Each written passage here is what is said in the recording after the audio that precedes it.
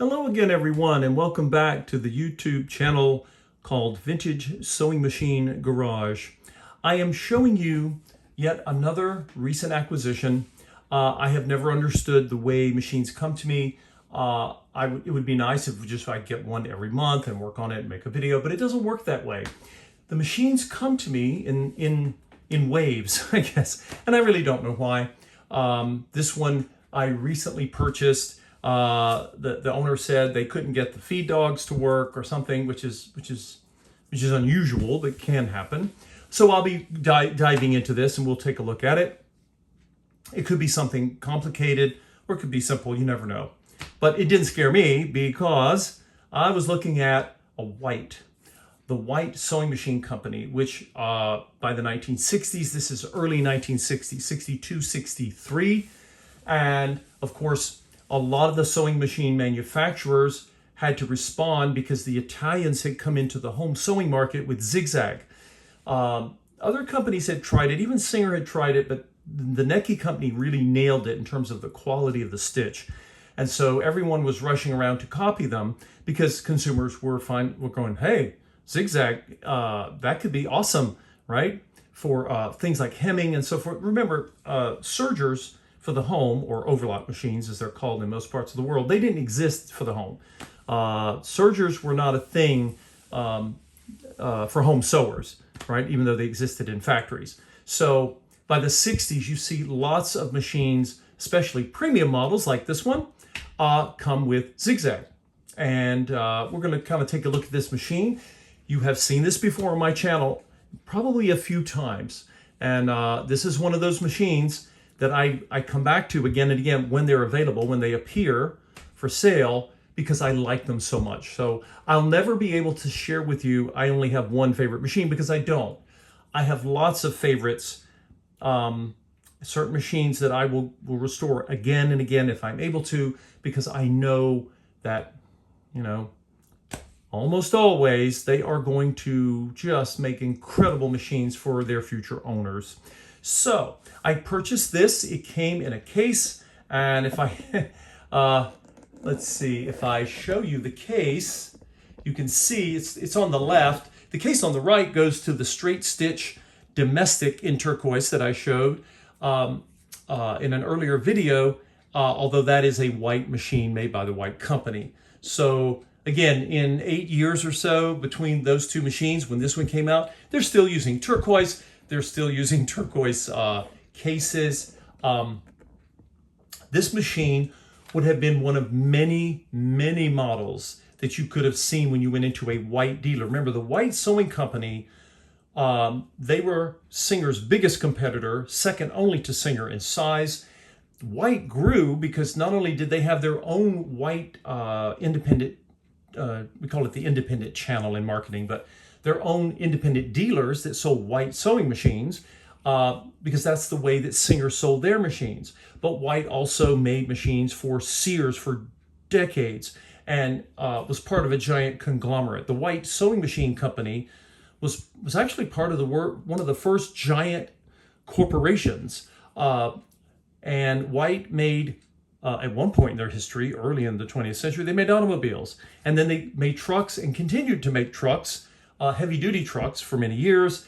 What else did they make? They made appliances. They made, washing machines and other appliances. And they made sewing machines. And who knows, they may have made other things. They were massive, based in Cleveland, Ohio. And by 1962, 63, you would have gone, if you've gone into a White dealer, you're seeing all kinds of models offered to you. And this would have been one of the fanciest, if not the most expensive model that White had in the early 60s. And I say this because you could have gone in and gotten a straight stitcher, and that's basically what you got, which was fine, same quality. Or you could have gone in and gotten a straight stitcher with zigzag, and that was a big deal. Or you could have gotten a model that had needle position adjustment. Oh, now you're getting really fancy. This needle position, by the way, I can tell it's kind of stiff, probably hasn't been messed with in a while. We'll be going into that and having to wake that. I often talk about waking the machines up. They've been asleep. This one clearly has been asleep for a long time. What else? But that was not all. If you really wanted to spend big, you could go for I call this the hatch. They didn't call it that. It's the access door for adding decorative stitch cams. You could do all kinds of things. Well, that's how they were sold. And decorative stitches were, they were sold and billed as sort of an automatic embroidery. They're not, but that's how they were billed. My experience in looking at machines and the cam mechanisms and the cams themselves is people often never use them, but they were upsold. You know, it's like getting accessories at the car dealer, whether you use it or not. So what do we have? Of course, we have reverse. That is, a given standard by the 60s. Here we have an extra fancy knob or adjuster for the feed dogs. So we'll see if that's one of the first things I look at if someone's complaining about feed dogs. In fact, almost every machine I've ever restored, the feed dog adjustment was not used, and they're often stiff or stuck, and I have to unstick them. Usually they can be done. It's just when something sits for decades and no one uses it, it gets sleepy, as I like to say. We have, of course, our wonderful white design, interesting design they used for their bobbin winder. Let's see. We have little things in the side compartment here. Of course, we have the block power outlet. It has two outlets on it. One is for the light and one is for the motor. And this one is just like my older straight stitch white that I've been talking about lately. It has the motor. It has a little label that's wrapped with string around the plug that says motor. Now, I always say that you definitely want to know which one is for the motor, which opening in the outlet is for the motor, and which one's for the light. You don't want to reverse them. If you get a machine and it's not behaving like it should, that can be something to check, because it could be that a prior owner just mistakenly transposed those things and it's causing problems. But I have no reason to think that anyone's ever touched it, because there's dust down in there. And like many times when you get a sewing machine, you never know what you're going to get. So right now I see two vintage, one of them very, very vintage, Class 66 bobbins. These bobbins are wonderful, but they are useless in this machine. This machine takes Class 15 bobbins. So if you ever when you get a machine for the first time, you don't know if you're buying it from somebody who listed it online, and it's just, you don't know very much. And often the seller doesn't know much either. They may have gotten it from a relative or inherited it, and they held on to it as long as they could. And it's like, well,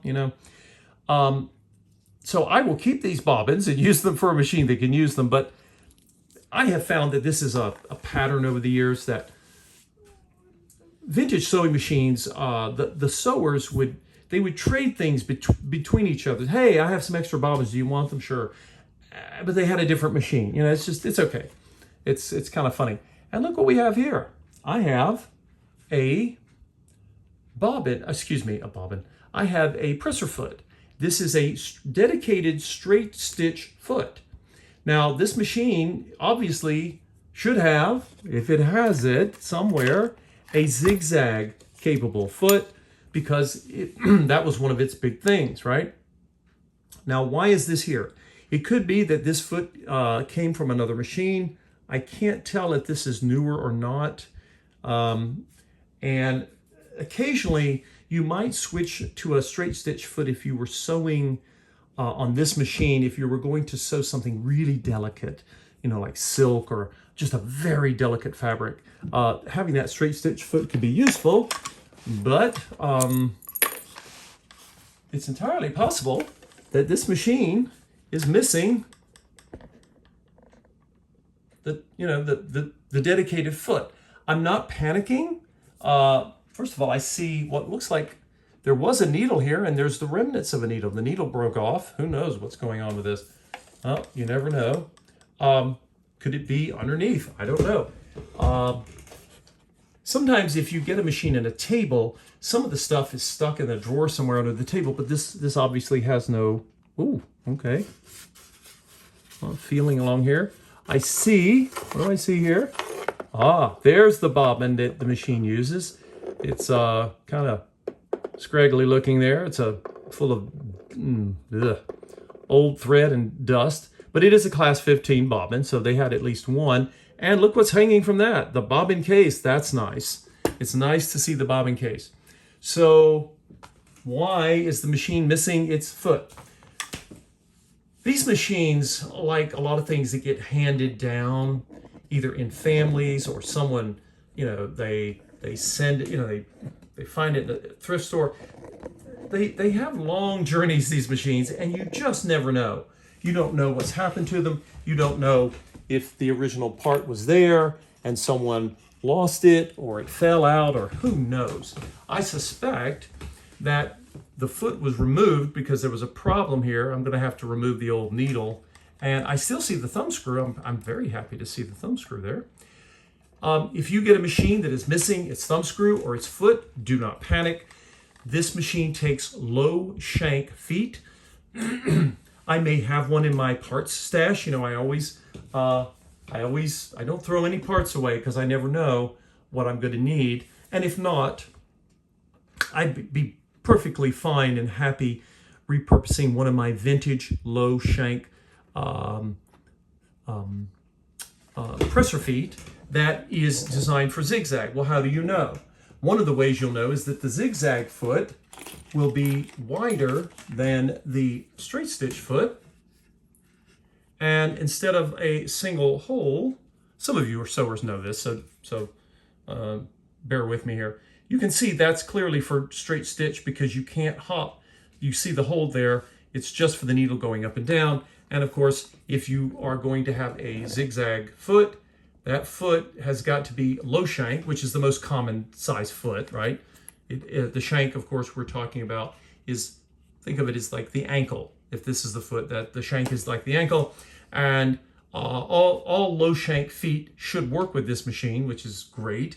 But of course, for zigzag, you're going to want to have, my pointer again, you're going to want to have this, wide slot here so that needle can hop from side to side. I don't see it here, but you know what? I'm not the least bit worried. Even if I don't have one, and I think I do, I think I have. Sometimes I get machines, honestly, they have all these attachments, and sometimes they're repetitive. Like, why does someone have 3 zigzag feet that are the same, right? I'm not talking about all the specialty feet that would really come out in the 70s with knits and stuff, but who knows? But anyway, we got one. Just make sure that you never go into zigzag. And you know what? I have a theory. What do you folks think about this? This is the foot that I see. I have a feeling that somebody put this straight stitch, low shank foot on this machine, and they went to sew with it, and they put the machine in zigzag. And you know what that did? That created a collision course between the needle and the foot. And when that happens, the needle gives and the needle breaks. And that might be why the needle broke. I'm looking to see here. I don't see any really nasty scratches or collision pitting. Who knows? Like I said, strange things happen to people's possessions over a lifetime, over generations, and that includes their sewing machines. But I don't care. I'm not the least bit phased. We will get another foot. We will get this needle out, and we've got to get this machine working because it's one of the greats. And I love the color, but it doesn't matter. If you don't like turquoise, you can get a beige version they made, or a white, literally the color white machine. It's the way it sews that really makes it just incredible. So thank you all for watching. Again, another purchasing video. I'm having a big run of purchasing videos lately because machines are just coming to me, and I don't know how long they will. It's hard for me to say no when one does present itself. And let's see, what else did we get here? Oh, I didn't show you this. This, of course, is the foot. And just like the other foot, this is a rheostat. In fact, it looks almost identical to the foot on the white or domestic turquoise straight stitcher that's about 8 years older or so. And that sound, that I would be shocked if this is not a rheostat. So again, like with the other machine, I will test this if I can get, very often they work fine, these rheostats, unless they're broken inside, if someone's dropped them because the porcelain inside. But as long as it's fine, there's nothing wrong with using it, but I need to make sure that I can get slow needle control. And if I can, great. If not, I'll put an electronic generic pedal on there. Either way, this machine is incredible, and it deserves another life, or many more lives with many more owners, and there's no reason why it can't continue. It just needs to be woken up. I've rescued it. It's still asleep. You couldn't sew on this thing for nothing right now, but it just needs time and effort, and it will hopefully sew up a storm once again. Thank you all for watching. This must be the month of turquoise for some reason. I'm getting all these turquoise machines.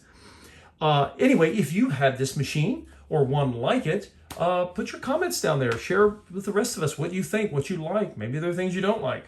But it is one of my favorites. And given how many videos I have on this machine, I think all of you know this. Anyway, I appreciate all of you visiting the channel. Please feel free to subscribe or click the little bell symbol, and it will let you know when I have posted a new video. Take care, everyone.